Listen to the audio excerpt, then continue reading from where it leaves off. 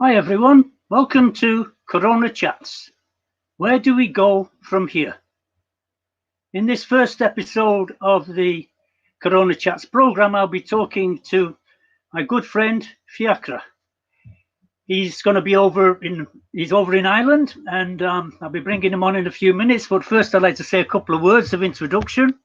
I first came to know Fiachra when he was traveling on his way through Chile, on his way down south, and he eventually made his way to becoming a lighthouse keeper in the middle of nowhere, right at the southern tip of the planet, at the southern tip of Chile. And over those years, 5 years now, we've been in touch regularly, all through Facebook. And it's been a real pleasure following his life, which takes him literally all over the world. I've seen him on sailing ships. I've seen him in all sorts of countries. I've seen him standing next to presidents and people like Noam Chomsky. He kind of reminds me of the exact opposite of Waldo. Of course, with Waldo, you actually have to look hard to find him, but with Fiachra, he stands out in the crowd. So, without saying too much, I'm going to put online now my good friend Fiachra, who's over in Ireland. How you doing? Very good. You're looking very, very healthy. Oh, well, we're doing our best. We all have to do our best, don't we? Yes, yeah. I was looking before at a picture of your right foot, I think it was. Oh, goodness, yeah. That was a rather unfortunate accident that happened, about a year ago at sea? Managed to burn itself really badly? 1st of September, it was All Ireland Day, actually. It was, it was, we were after, sailing to Galicia from Wales. We were 10 days away at sea, or just over a week, between a week and 10 days at this stage, because we couldn't get into port because the engine jacked in just under Finisterre as we were trying to get in. So at 1:30 in the morning, we had to sail back out under instructions of my 80-year-old captain from the States, and we sailed out for another 3 days, but we couldn't get back in because we had no engine for another couple of days. And in those days, I managed to get burnt, and eventually was medevaced by the Guardia Civil.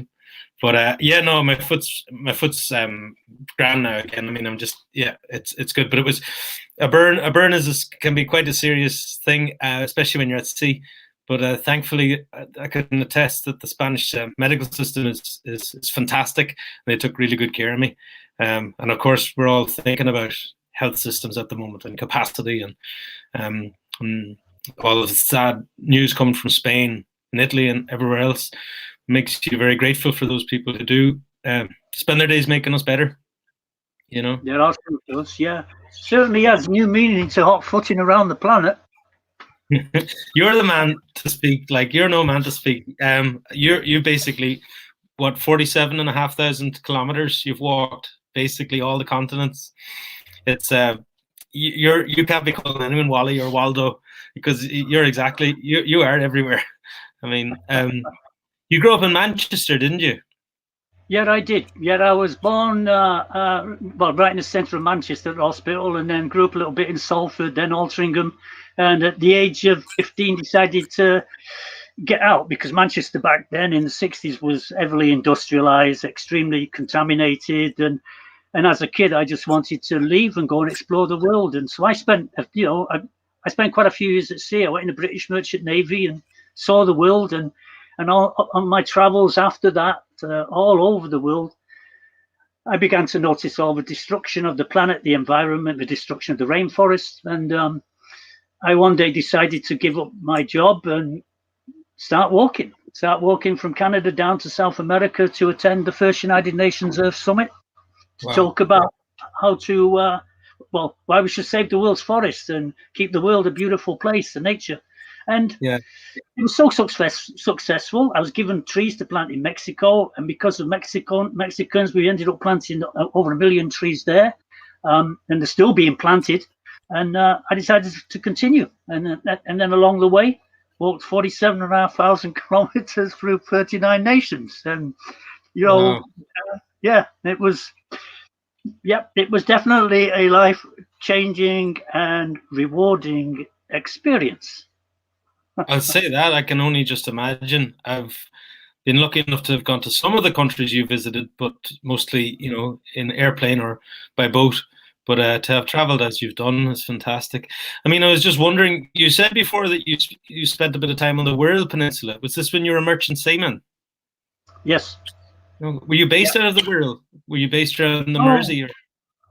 no, I'd go there quite a lot actually because of the ships I was on. I worked on coasters, and the coasters were great, So we'd go to Birkenhead, and we'd go to these tiny little ports like Garston over on the other side of the Mersey, and we'd go to some obscure place right near Conway Castle. Conway, Yeah, so Menai Straits and all. with that Yeah. area. And my mum lives she lives in Holywell, which is on the other side of the peninsula in North Wales. So I'm quite familiar with that area. Yeah, very beautiful. Yeah, and it's one of those places where things you don't imagine to still exist in Britain still do.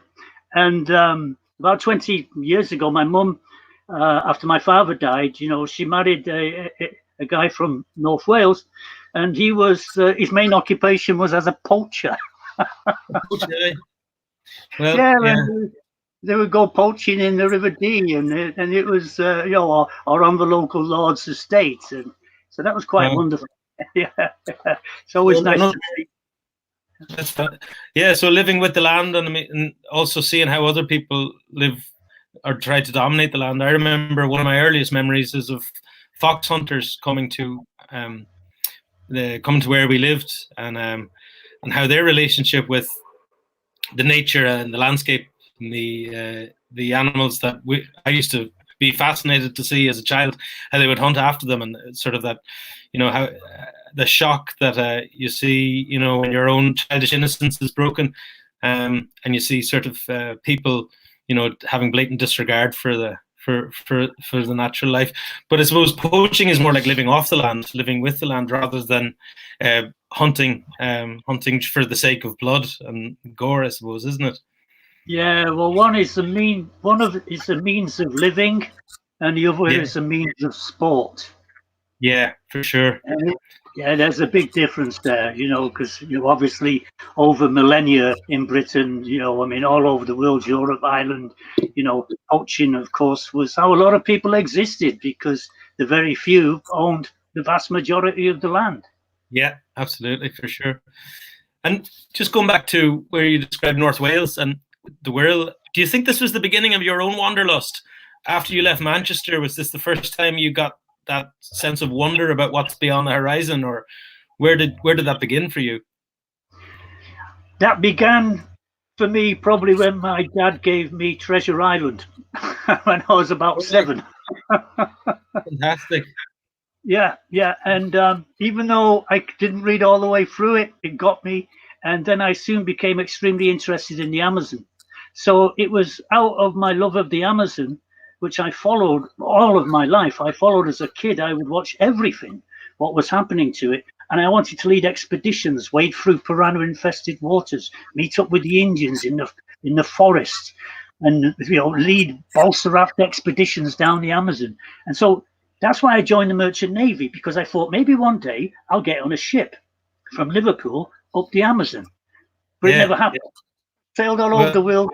I never got to the Amazon until 1989, when one day I was sat on a balsa wood raft, floating down the Amazon, leading the expedition. And I remembered looking out across the jungle and thinking, wow, my dreams come true. I'm leading expeditions, wading through piranha-infested waters, meeting up with the Indians in the forest. Fantastic, and for the right reasons too.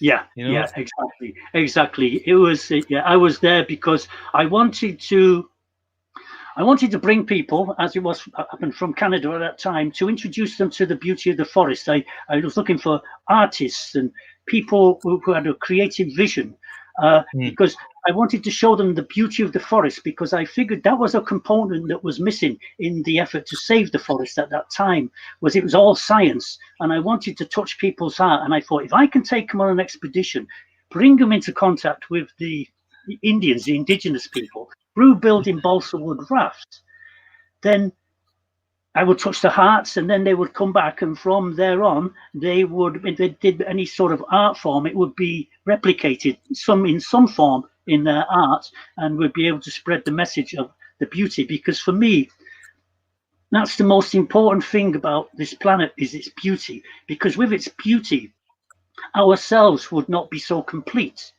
I write fairy tales. And because I write fairy tales, I know that in order to write a fairy tale, I have to see the beauty in something. If I'm in a garbage dump, there's no beauty there. So finding beauty in garbage just doesn't happen. So this is why the beauty of the earth is so important. I remember reading Stig of the Dump. Did you read Stig of the Dump when you were younger? No, I didn't. I'll send that to you. It's a childhood story I used to read about a guy called Stig of the Dump. I'll send it on to you. But yeah, you can find beauty in everything. Yeah, in most things. I mean, it is a matter of perspective. And this was a sort of an artist, sort of for artists, but also kind of political, would you say, trying to make people aware of the threats to the Amazon. You became a sort of a voice as well. You went and you advocated on behalf of what was of the people and the nature that was at stake. When did you? Yeah, did you feel this was always going to be a political campaign, or did it evolve into a political campaign, or what? How would you have described your own evolution? Well, I would say that it was always a people up campaign. I was never, like, say, anti. I was always for.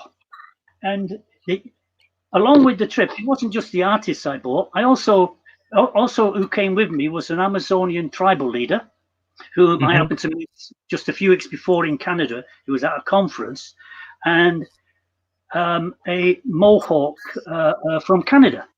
I wanted to connect the North American Indians with the South American Indians, because I thought that they would have something in common with each other, and that we would be able to magnify their voice by bringing both voices, by bringing both into contact with each other. And so I discovered along the way that what I could do was I could create beautiful stories, and by talking about the beauty, I could bring people together. And so as I walked through Mexico, when I got to Mexico, people they're very much enchanted by the idea of fairy tales. And they began to support me big style. And so we would turn up. I would turn up in a village, and there'd be a few hundred people, and then a few thousand, and they would give me trees to plant, and they would plant trees, more and more trees. And finally, there were so many thousands of people that then the president had to notice. And then he gave me a presidential escort, which meant that everywhere I went after that was, well, nationwide news, but masses of trees planted, millions of dollars invested into the forest, whole host of things. And so I realized there and then that for real action, it comes from the people. If you can get the people behind something, then they can move mountains, and governments go along with them. Because, I stood many a time with politicians and in Mexico, as you know, I believe, in Mexico, politics, they can be very divisive. And I would come into town, and all of the political parties, left and right, would be together, because, of course, I'm standing there in front of a whole crowd of people, and they too want to stand there in front of a whole crowd of people doing something good. So my perspective has always been by uniting people through the beauty of the earth and through the gifts that we can give by planting trees. That's basically it. Yeah, absolutely. I mean, there's also a special role that can be played, particularly in places which are so divided, in Latin America on the whole, but I can speak about Mexico and Chile, which are the two countries I know best. There is a lot of division, socioeconomic, and it's a lot about status too, and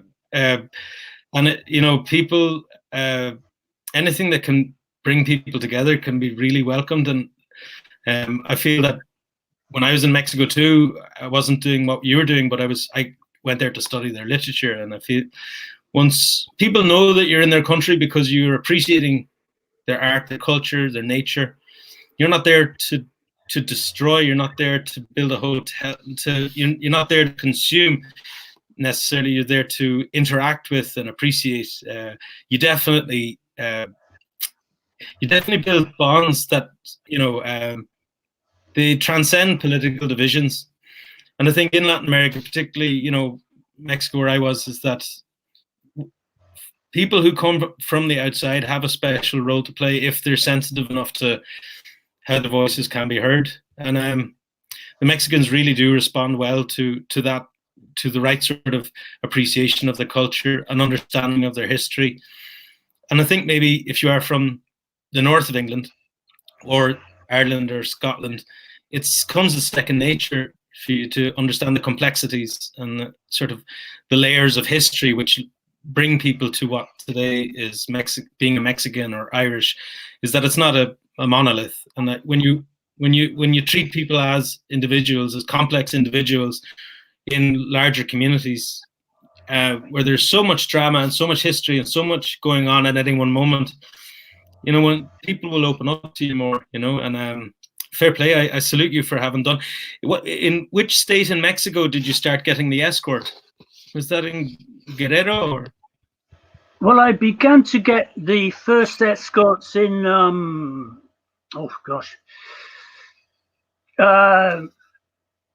Tamaulipas in the north.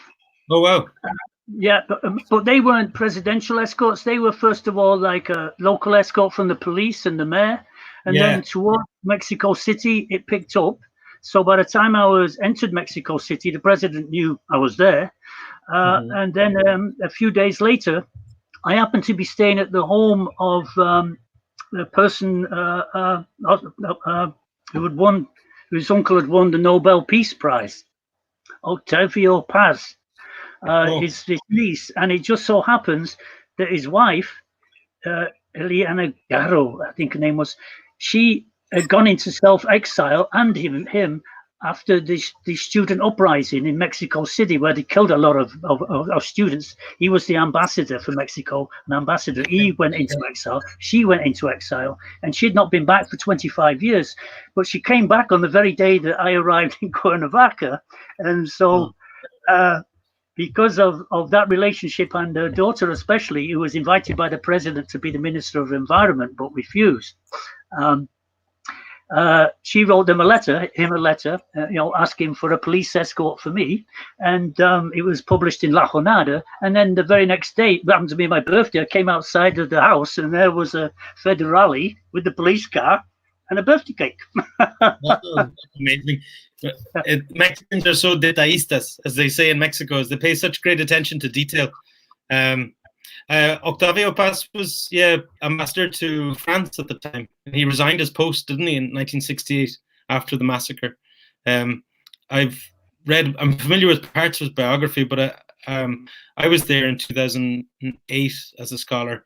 But I know the country since about the year 2000. I've seen its transition from pre to Fox to PAN. I was there 2000 for that, and then I've been visiting Mexico since then, on and off. So, I mean, it's a place I'm concerned about, not least because my father lives there at the moment, but I have very many dear friends, and it is such a densely populated, the cities are quite densely populated, but Mexicans are so well able to work together and form, these sorts of silent consensus that are needed about what's best in the public. There is a great sense of community in Mexico, and I just hope that we don't see a very sudden spike in infections in Mexico. I think the problem in Mexico is that they had the swine flu just 10 years ago, which to some degree, a lot of people feel it was a storm in a teacup. This informs people's reactions to what's going on at the moment, at least with some of my Mexican friends, saying, "Oh, I remember growing up, we had the swine flu, and if it's not one thing, it's another thing." But I think we've all been noticed. It's been a gradual realization just how serious this is for large parts of our societies, for large portions, and the knock-on effects of people who are vulnerable economically. And where you happen to be at this one moment, it's as if musical chairs, and if you don't have a chair, where are you gonna sit? If you happen at this moment to not have a safe place to be, and we're all gonna, told to stay at home, it raises so many questions. But just reading your introduction to this show, I thought, there are definitely some interesting topics, about how can societies respond in meaningful ways, through dignity and working with consensus and consent, from the people who need to take precautions, and knowing that there will be something to look forward to better for the majority of people after this, a society which affords people, not just equality but dignity and an appreciation. And I think what it has done is it's slowed the great rush, the great, that unquestioning, the growth being measured on expansion and more production and GDP and pollution is just a necessary evil, a sort of a correlative of that. I mean, it has really changed the discussion. What you're sent in Chile, how is it affecting discourse and conversations in Chile, from what you've been noticing? Well, it's definitely starting to get attention now. I can say that people are very aware to the potential danger of all of this lot. Here in Patagonia, which, as you know, is much more remote than many places, we have 100,000 people here in Aysén living over 100,000 square kilometers. Mm-hmm. People here have reacted more to this than I would say almost any other country on the planet. Immediately, everyone became alarmed and started calling for all the borders to be closed, because we only have apparently 6 intensive care beds in the one hospital that we have. And so everybody knows if this virus gets to this location, it could be absolutely devastating. So immediately, people here began their simple little protest. And it's amazing. This is why we love being here, because it's not unusual to go along the Carretera Austral, which is the only highway in Chilean Patagonia. So go along the Carretera Austral and encounter half a dozen people standing in the middle of the road, blocking it for some reason or other. And this has happened all over Aysén as soon as the potential impact of the coronavirus became known. And by the way, the reason it became very well known here in Aysén is because a cruise ship, really gets me annoyed, this, where people pay out a minimum of $10,000 for a little cruise of a couple of weeks, arrived into Calletas Hotel with a person, actually a British guy, 82 years old, with the virus. And Calletas Hotel is one of the most remote communities on the planet. It's 9 hours from the closest hospital if it's a good day. So they arrived on the ship, and then they knew that he may have had coronavirus, so they took him to the local clinic, and then allowed all the passengers to get off and go out wandering around the town, into school and everything. And then they got on the boat. The guy was found to have coronavirus, and then immediately Calletas Hotel was clamped into lockdown, and it was a total mess. So everybody here got very alarmed and immediately called for closing the doors. So we have had our community, essentially, the whole of Aysén has been shut. Tourists have been, told to go. Local, people, Chileans, whatever, anyone coming in from out, you're not allowed into the state unless you go into self-isolation for 2 weeks.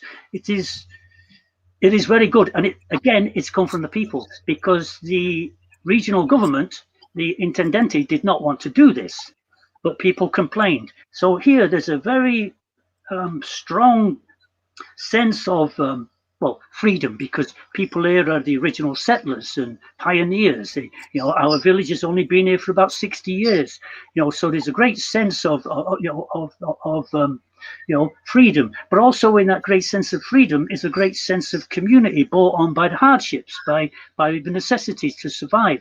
So this part of Chile has done very well. As for the rest, it's a hodgepodge of things. And of course, the figures, the figures are not really correct. The government just recently put out something, the health minister said, where they expect 100,000 people with the virus by the end of April.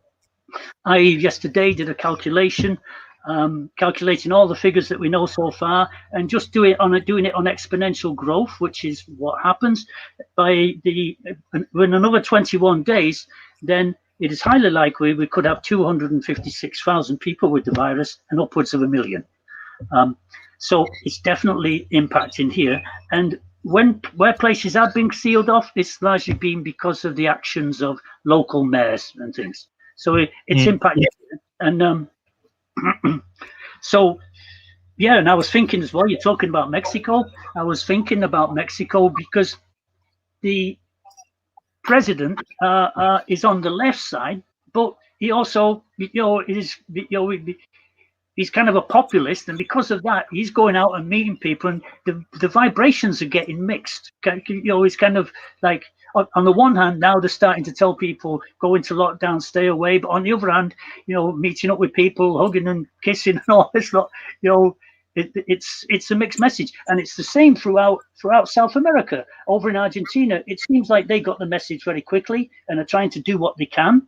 I mean, these aren't the richest of nations, but they're trying to do what you can. And then you move over to Brazil, and you've got exactly the opposite. You've got a president who basically is refusing to do anything. So the picture around the planet is kind of bleak. Well, it's very bleak. I mean, people are dropping like flies all over the place, and I do believe it's going to get a lot worse before it gets better. But I believe it's going to get better at some stage, whether it's a few months or maybe even a year. And we're going to come out of this. But what I think we're going to come out with is something very different to what we went in with, as regards, say, economy, health. It's wonderful. You can watch TV now. Well, we don't have a TV, but we stay on the computer, watch programs all around the world, where now we're not listening to stories of war and economy. Now we're talking about health and medicine, but we're talking about, human things. And, so from that, you start to realize, hey, maybe there's a chance for universal health care in the United States, all over the world. Well, maybe our priorities are going to change. I did an interview just the other day, first time, ever online, from Patagonia, with the University of Sydney, with students, about 200 of them, online. Usually, before I had to travel all over the place, if I wanted to travel, get on a plane, right. But oh, by the way, I've not got on a plane for quite a few years now, and basically, it's that's got something to do with climate change, of course. Yeah. Of so and of course now there's virtually no planes flying around. So it's like, whoa, and so is it possible at the end of all this that people are not going to want to get on any planes anymore to go flying off? I doubt people are going to be rushing to get on cruise ships, which of course, massive polluters are causing massive problems. So I see these things as opportunities. See, maybe, for instance, people will start touring locally, and thereby use a whole lot less, fuel and pollution of the atmosphere, and at the same time help to create local economies where we don't have to bring products from all over the planet to in some form of economic system that's built on the consumption of the natural resources that we all need to exist. Yeah, it's very interesting. I mean, at the moment, it's interesting what you said about Tortel raising the alarm. It is almost like an island in itself. I've been lucky enough to spend a bit of time there. I was teaching in the school that you mentioned. I I exchanged teaching for accommodation while I was waiting for a boat to sail out of there. Very resilient people, people who have to rely on each other, and people who know how to get work done. You know, it's the chiote, from the Chiloé culture, which extends down throughout that area. It's really about how do we, as a society, survive, because they have been faced with life and death situations many times before, and not in the very distant past. I mean, the history of Patagonia is very bloody and very recent in terms of those who did survive are traumatized still. I mean, I'm not even talking about the dictatorship, but the Kawasaka people, these amazing cultures down there. I mean, I'm concerned for those people I've met. I hope, because I'm worried about when it gets cold in Chile. It's when people spend a bit more time indoors, and then, you know, I have been worried about the Southern Hemisphere. At least here, we're going into the summer. I have been worried that in the Southern Hemisphere, in certain places, the timing of it could work against you. I mean, but hopefully, as you say, people will upscale the capacity of health systems, and at a local level, it's the only way really to do it, to give sort of effective care. It's giving people the know-how about how to treat people in situ, rather than, you know, moving people from Patagonia to Santiago, which makes no sense. To, you know, if there's only 6 ICU beds in Chile, I guess they're in the metropolitan area. I wonder, you know, Patagonia reminds me of Inishowen, where I live, because we're kind of forgotten about by both jurisdictions. Argentina and Chile, kind of, the sense I get in Patagonia is very often they understand each other, but they know that Buenos Aires and Santiago don't really get them, just as in Inishowen, we understand that Dublin nor London really understand what's happening in the border region. So we have to find our answers together, and come together as communities in terms of providing solutions. You were saying about Argentina, they would basically have the best health system in Latin America in terms of rollout. It's public there. It's totally public, isn't it? Do you know anything? I'm really not sure about that, but you could well be correct. You're getting a little bit of feedback. You could well be correct on that. But here in Chile, we have, at least down here, a very good, well, we think it's a very good healthcare system. We have a local clinic with doctors and dentists, and you know, and for people here, it's free. You know, so that's a great thing. But we're recognised here as a hardship zone, so it may be a bit, you know, so we maybe get a bit more care in the local clinic than you would get, say, in Santiago. But as for the 6 beds, the intensive care unit beds is 6 in Aysén. The rest of the country, apparently, is roughly on the same average, 6 per 100,000. So, but they're much better equipped, because you've got bigger hospitals and you can get to hospitals much easier. You know, people, you know, I mean, we had some guy in his 40s died just recently because he was taken from Puerto Aysén to Coyhaique, a journey of 60 kilometers to go to the only big, you know, well-stocked hospital in the entire area. And he died along the way because the ambulance, which was like 20 odd years old and had some like 300,000 kilometers on it, broke.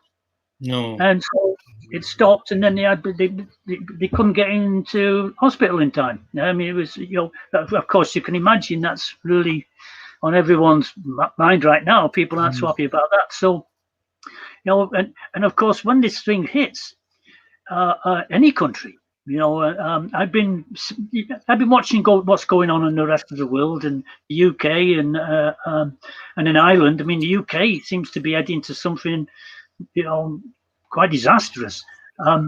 But all of the focus, of course, is on the patients with the virus. But we know from here that with only 6 intensive care beds, all we need is one accident, you know, on the carretera, of which there are accidents, you know, quite often, and that's it. Those people, you know, might be out of luck, So the impact is far and wide. And to be honest, I've been watching this virtually since day one. As soon as I saw all of the way China treated this, I said to Konomi, "Okay, we're going to stock up on food." And immediately, we this was almost 3 months ago. We began to prepare. Now we live on a hillside and we grow much of our own food, but we can't get everything yet. Yeah. Things like olive oil and coffee, stuff like that. So we began to stock up on all of the other things that we want over the course of the last 3 months, because I've been thinking it's on this way. And now we have 6 months. We can take care of ourselves without going anywhere. Sadly, we had to go to a funeral the other day, but that was the only time we went out. Because you're right, it's concerning that we're moving into winter, and that the Spanish flu, using that as a template, that did exactly the same thing what you mentioned. It started out up north, it came down to south, it stayed in the southern hemisphere for a while, then it migrated back to the north. The second wave was much greater than the first wave. So I've been saying to Konomi that we have to be very careful with our timing here, because in 6 months we might need to go stocking up on food again, because it could be coming back after that. So this is a long-term thing, but at the same time, I think that when we get through this, humanity as a whole, it will be after considerable amount of time in which we've had a chance to think. People cramped in their homes. In life, it's not easy to think, because people are going to work, they're commuting, they're with the family, and they have very little time by themselves. So this is an opportunity for people to think and reflect on, what is of value to them. And it could well be that people come out and say, well, gosh, do I need all that stuff? Yeah. Is my family more important than all this lot? Isn't it? Like say, isn't it nice to see the birds? Go out to the forest. Nature's suddenly going to seem so wonderful. In fact, I saw a report from Britain on the BBC that the moment they lock people up, the next thing you know, because they didn't say you got to stay in, they all buggered off to Snowdonia and hiking in the wood, out in the mountains. Yeah. Maybe at the end of that, people's attitudes will totally change, and think really. And this is. I think it's a very real possibility that those changes can happen, and then changes to the heart. Where it has to bring out a sense of compassion and understanding for others that over the years has been degraded in the pursuit of economic wealth and materialism. Yeah. I mean, I certainly echo those hopes. I think humanity has a great capacity to come to necessary realizations, and it's only when we're in the sort of these manic moments of consuming, or manically, and without question, we forget the many times where we have significant victories on many issues. And I think very often, particularly those of us on the left, or environmentally inclined, move on to the next challenge, because those of us who want to make a difference don't take stock necessarily of what's been achieved, because it very often it seems so overwhelming about what needs to be achieved. And if you do look at models, and if you do look at projections, and you suddenly move on to the next challenge. But I'm a believer that we should also, without being slapping each other in the back too much and becoming sort of, too turned off to it again, we should celebrate our victories. There were many times when people power has ended wars. There's times when, whole groups of people have suddenly found a voice and to face up to, the oppression which had been ingrained. But I am hopeful, as I say. I do echo your hopes, but I think it's interesting to notice that some of these troop movements are still going ahead. One of the largest US NATO-led military operations went ahead this last week or so, when it should really, if you care about troops' health alone, and not gone ahead. This is not a time for major military exercises. It's when those resources and capacities should be directed towards maintaining, the welfare of citizenry, and also looking at. I think there were airstrikes in the Gaza Strip just last night or yesterday. This is very concerning when you consider the sort of the population and the facilities in the Gaza Strip. As we really need to keep an eye out and stop those people who are taking advantage of this crisis to advance their nefarious sort of agendas. I mean, it's really not a time to be cynical at all. It's a time when humanity needs to show the best of itself. In Ireland, we're basically on the policing here is done through consent. That's the model of policing we have ever since the foundation of the Republic. The idea that Irish people will never accept being policed at the barrel of a gun. However, through consent, we basically like to get society on the same page, and it's been working well. I mean, footfall on the streets has dropped dramatically by as much as 80%, if not more. I have windows where I observe the tram that goes by, and I've been able to use that as a gauge, to gauge the drop in public people going into the city centre. People are here on the same page. They understand that this is about individuals and society and how we interact with each other, and making sure that nobody is going to be put at undue risk. But ironically, though, even Ryanair is ending its flights, and that civilian aircraft have all been grounded. Military aircraft are still coming through Shannon Airport from the United States, and we're supposedly a neutral country.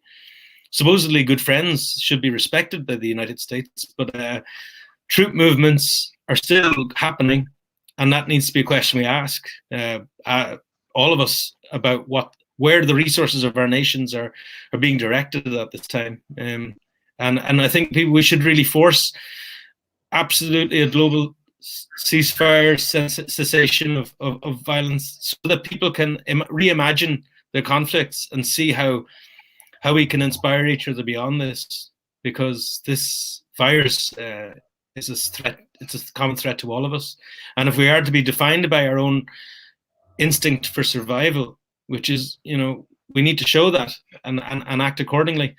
So I am concerned that some countries, I'm aware of the United States and Israel, are still, using this as a time to attack others or to move troops. And I really think that we need to get people cannot be distracted from what is happening behind the headlines about the virus. We need to be, without being conspiratorial at all, just look at the facts and say, please respect our airports, please respect public health, as that needs to be the number one consideration for everybody. But you're right to be hopeful. There's so many individuals who are proving that we can very quickly transcend limitations which have held us back before. I'm looking at workers in the NHS who are family friend, they're studying and they're coming up with solutions. People are designing respirators. I mean, I think that we will come out of this vastly changed people, and hopefully the innovations which are made here are focused on saving lives and enhancing life, as you say, going forward, and that we do start looking at the models which we have been using to gauge our progress, which are inextricably linked to the arms industry, the nuclear industry, the petrochemical industry, and how all of that leads to one same place of environmental destruction and the destruction of human beings and species. So I am hopeful, and there's no place like Patagonia for one to be inspired. And I think you're like a lighthouse down there yourself. You have you've literally walked this entire earth and made personal connections with people who can now remember your message, Paul. and remember what the conversations they've had with you and listen to you again. I think it's fantastic you're using your vast network to communicate with people you've interacted with to impress upon them the importance of this moment. And I share your concerns about Brazil. I share your concerns about Mexico. But I think knowing the Brazilians are incredible people. They won't suffer this for too long.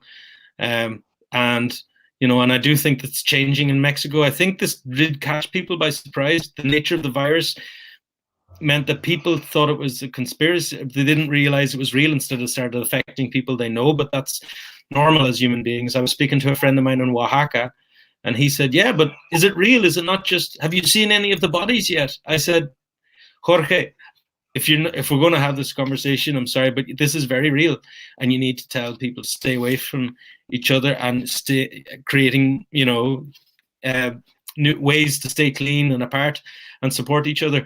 It's just that, in certain countries where they have been taken advantage of before, sometimes, once bitten, twice shy. But I think when we get leadership from AMLO being very clear, he will speak directly to the hearts of a lot of Mexicans. His first response was not good, but true leadership comes from people being able to admit to mistakes. And as somebody who was at AMLO's inauguration in December 2018, I believe that he's not going to be stupid about this. He will connect with people. He'll be humble and he'll say he made a mistake. But we do need sort of to speak up, the citizens themselves, and demand that we, but without getting adversarial too. The problem is that very often, we get adversarial, especially online, whereas we need to find ways of creating consensus. Yeah. What were the students in Australia that you spoke to yesterday? What were they saying? What were their concerns? Well, it was more a matter of me just talking, because there was limited time and for questions. The emphasis was really on our lives here and on sustainability. So it was kind of like it was a different focus. Okay. But I'm hoping that just like you say, through this network of friends that I've come to know over the years, that we can move on. We can look at the situation seriously, help to inform people, give people an understanding of what's going on in the world. Potential ways to deal with it, what to look out for in the future, like the things that you mentioned. It's we have two choices, and there's two ways we can go. There basically always is. I was thinking of the other day, I was saying to Kanomi, my gosh, can you imagine if this virus gets on a US aircraft carrier?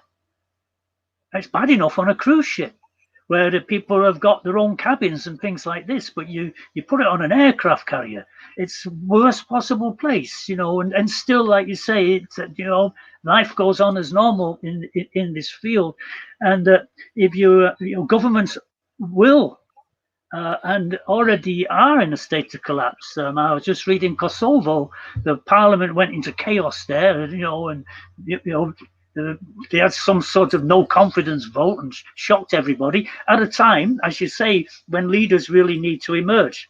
And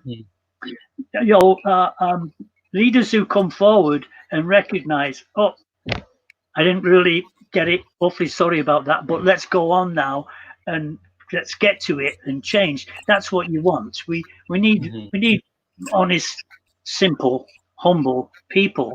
And they may well come from, these leaders may well come from places that are not apparent yet. Because of the crisis, this is when people stand up. And I was thinking as well, when you were talking, that I know for many years you've been a peace activist, certainly heavily involved. I was reading about 2002. I thought I'd do some checking up on today. And I look back to 2002 to a Scottish newspaper where they're saying that you had just been that you were not that you had got off a charge or something because of a demonstration at a nuclear facility back in 2002 that you were protesting, and and then the government, you got arrested, took to court, but then you got away with it, which is fantastic. And then, of course, 2010 with the flotilla going into Gaza. I mean, that sounds like a real nightmare where the forces that wanted to stop, the Israeli forces wanted to stop people going into Gaza and then storm the ship, and then people got killed. I saw that. That's like, whoa, that's obviously, those sort of things you always carry with you in your life. And what you said before about the peace and the impact on the environment, I've been talking about this for decades. In 1994, I started walking from San Francisco to Sarajevo to explain to people about peace through ecological restoration. I went to plant a tree on April 22nd, 1995, as it happens, and I walked all the time across the United States into that war. I arrived in Sarajevo when it was being bombed, shelled. I actually went through I went through trenches. I went over Mount Igman when they were fighting on it. I went through trenches. I got shelled 3 times at an old bombed out house, waiting to get into the tunnel that was hand dug to get into the city. And I went there to plant that tree because I knew that the people in Sarajevo, over the 3 years of siege, had lost 80% of their trees, and Sarajevo was renowned for its greenery. And many people don't understand this about Islam, but Islam, they always say, is a green religion, and nature is important. And this was very special in the city of Sarajevo. And so in order to survive the war, they had to cut down all the trees. And so people said to me when I was crossing the United States, "Oh, what are you doing this for? People are being killed. They won't be interested, blah, blah, blah, blah, blah." Anyway, so with those votes of confidence, I carried on and I planted the tree there. And what happened? I came in with a tree. And then after a few days, word got to the mayor, and I ended up speaking to the entire assembly, the entire parliament, in a bunker below the parliament, right on the eve of the discussion for the first peace treaty. Wow. And I spoke about peace through ecological restoration and how it is vitally important that after a war is finished, immediately get in there and restore the nature that has been destroyed. Because if you don't, if you can look at Africa and you see that nations that are always fighting, they always follow starvation and poverty, because and increasingly the natural environment gets destroyed. So the cycle just continues. People go back to war, destroy the environment, go back to war, and then the environment goes down and down and down. And war is a casualty not recognized virtually even now. So it's unusual you said that. You're one of the first persons who've ever said it to me before I've opened my mouth on it. People don't realize that when you drop bombs in a place like Iraq and you blow up all those oil wells, all that stuff goes into the atmosphere. And then when you're dropping bombs in cities anywhere, all of the sewerage, you're destroying everything, you're contaminating unbelievably.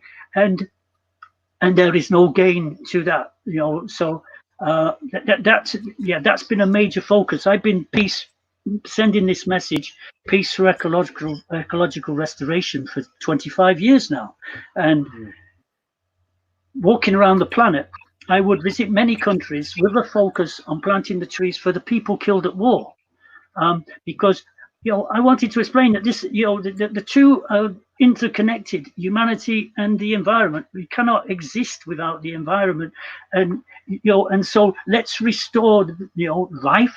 And by planting these trees, we're also remembering who and what it is we have lost, but with a gift for the future.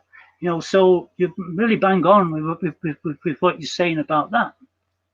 Yeah, well, I'm aware that I was making this point to the leader of the Irish Green Party on the eve of the recent elections, is that until they had a very strong red line policy issue, it made it a red line issue, about US, and I say this as a US citizen, as a father who is, as the son of a man who was in the Vietnam War, where these defoliants, literally were trying to do the opposite of what you've dedicated your life to do, which is absolutely make nature the first casualty of war.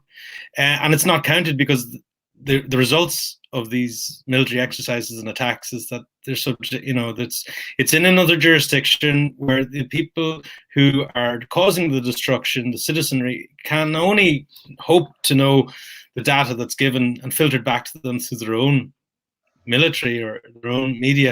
And that could be, and in the case of Vietnam, absolutely that was the case. I mean, that we need to look at this in these terms, and also how nature and how gardening and how working with nature can be a great way to overcome the post-traumatic stress disorder that we are left with, that our family and anyone who's in, no matter which side of a war they're on, is left with.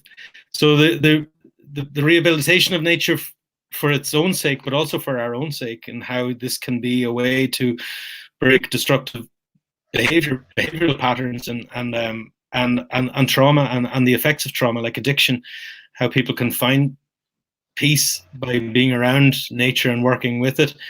But no, what you said about Sarajevo was absolutely fascinating. I had no idea. I was there in 2002 myself, just before my court case in Scotland, and it was where you had, I suppose, the best and the worst of humanity on display. When I was in Sarajevo, I heard about there were tourism. There was a war tourism where people could pay to shoot into the city, and these are crises like the one we're in now, where we're going to either see the best of humanity or the worst of humanity, and that's why it's very important. The tone, the language we use, are what we do with our time is really important, because it feeds into the version of a humanity that will ultimately come out of this. So if Sarajevo was the beginning, the spark of World War I, maybe we can start World Peace I, and this being some sort of global movement, global awareness, where we take necessary steps to absolutely take this world back for future generations, because it is so troubling. We face the very real prospect of losing many of our friends and family too early. And those of us who are now, in our 30s, we need to be ready to be pushed into prematurely into 30s and 40s. We could have been in the older age categories sooner. I mean, those of us who are alive could grow and learn and age very quickly, depending on what we experience, and we need to be there for each other. Societies need to stop pointing the finger at minorities, and anyone, for example, who's in the black market, black economy of any country now, will not be able to get the same support and will be made even more vulnerable. I was talking about this with other teachers here in Dublin about, if you were here to work and study, right now, if you had a job, you're able to get unemployment benefit. But there are some people who arrived and they had just been going through the system, getting their national insurance number, their PPS number, and hadn't had the chance to look for a job yet. And then suddenly they're stuck in Ireland, grounded, and basically don't know how they can survive. So we need to push out supports so that we are making sure no one's left behind. Otherwise, it's going to push people into criminality and prostitution and situations where people are more vulnerable. So, I mean, it is when we need to see the best of society. And coming back to what you mentioned about Scotland, my experience in Scotland, Scotland is another country where, the value of your word, the value of is taken as legally binding, and therefore the sense of honor that we all should have and value as people is actually part of the law in Scotland. And I would say that's why I managed to sort of win my own case, because under Scots law, which is very interesting, if you don't have a solicitor or a lawyer, the judge is actually there to make sure you don't incriminate yourself through your own ignorance of the law. So when I defended myself, the Scottish judge was there to make sure that that I wouldn't because I wouldn't be put at an unfair disadvantage. But basically, yeah, the 11th September 2002 managed to convince the court that the real threat to the peace was the rhetoric about attacking Iraq, which hadn't happened yet, and we managed to win that court case. But I mean, we're all going to have to advocate and use our words, use our imaginations, and push forward and give people tangible examples of the sort of world we want to see after this, and the interactions, because it can't go on as business as normal, that's for sure, you know. Well, we said this was going to be about an hour. Yeah. I could talk for long. Yeah, well, I'm very happy to speak to you again, or on another occasion. I'd be delighted, Paul. I mean, the only reason it's just getting a bit late here, and there was some matters I wanted to tend to, but I would gladly come back and speak to you again. I look forward to tuning in and meeting your other friends. It's very interesting to know what's happening down in Cono Sur, down between Chile and Argentina, and I'm very concerned. I have been in touch with some of my Latino friends here in Dublin. We're doing the best we can to make sure no one's left behind. But thank you so much for all of the work you've done and all of the value you bring to and the quality. You know, just by reading about your life, reading about what you've done, your interactions, and hearing the anecdotes you share, it's really inspiring. And I really thank you, Paul, for the opportunity to speak with you today. Likewise, it has been absolutely wonderful, and definitely looking forward to the next time, and also seeing where we progress here just through our regular, Facebook contacts and everything like that. Because I'm really, I'm really focused on positive change. Well, you're doing a great job, and thank you for everything you've done so far. Yeah, we're gonna have to get through this together. And it was very interesting what you said about having to factor in the winter, and we need up here in the north, the global north, we need to be made aware of this, and think about how we can minimize the chance for a repeat of the Spanish flu by jumping between the hemispheres for the next year or two. We've got to avoid that. So, I mean, I'd love to chat to you again about sort of what we can eat, what you suggest in terms of vegetables, minerals, vitamins, things like this. I mean, I would love, maybe we could, now that we're familiar with the format, we could do this again at a time that suits us both, or we could collaborate with others. Yeah, that sounds great, because our first broadcast on this was a different focus, but it was on the it was on food and health. It was on it was a vinegar presentation. Oh, really? How to make vinegar to boost the immune system. It's because we give lots of workshops here on our food, and so I want to point out now that was really the start of it. Was like, we have these workshops. We can now go online, and people are not here, but we can show people while they're at home. Give them something to do that can benefit their health. So bang on, yeah, we'd love to talk about that, and then we can get Naomi involved, because she's very good. She's gonna do a workshop on kimchi, so that'll be on soon. How to make kimchi, which is very good for your health. Very, very good. Yeah, well, I think that'll be really valuable, showing people how they can nourish themselves as best as possible. I do take my shots of apple cider vinegar with cayenne pepper. My ex-girlfriend used to call it fire water? But it's basically take sort of a shot glass of apple cider vinegar with the mother, shake the bottle first, pour it in, and then sprinkle some cayenne pepper, which helps capillary action, helps the blood vessels out in your extremities. And I would take one of those before I have breakfast in the morning, and again before I go to bed a little bit after dinner when I'm feeling a bit hungry, maybe before I eat dinner, and getting that into my gut. And definitely that's been helping me. So I mean, those sorts of tips are very important to share. So I'd be delighted. Talking about that, No, you can't really see it, but this is ginger. Oh, lovely. In vinegar. Yeah, it's Wow. a bit, but anyway, it's Ginger's great. Yeah. Yeah, apple vinegar loaded with ginger. The vinegar's fantastic, but then we also use the ginger for sushi, and I have a bit of it every morning in my porridge, and of course, super good for your health. So, yeah, so this is what we're going to do. So, yeah, let's chat more about this side of life. Yeah, I'd love to. But daily routines, that, absolutely. Cool. Okay, well, Paul, thank you so much. Likewise. Send my best, and to our mutual friends in Patagonia, tell them I send my best to everyone in Puerto Cisnes and La Junta and toda la comunidad de la Patagonia. Okay, will do. Okay. See you later. Thank you, Paul. Pleasure. Thank you. Likewise. Hasta luego. Hasta luego. Nos vemos.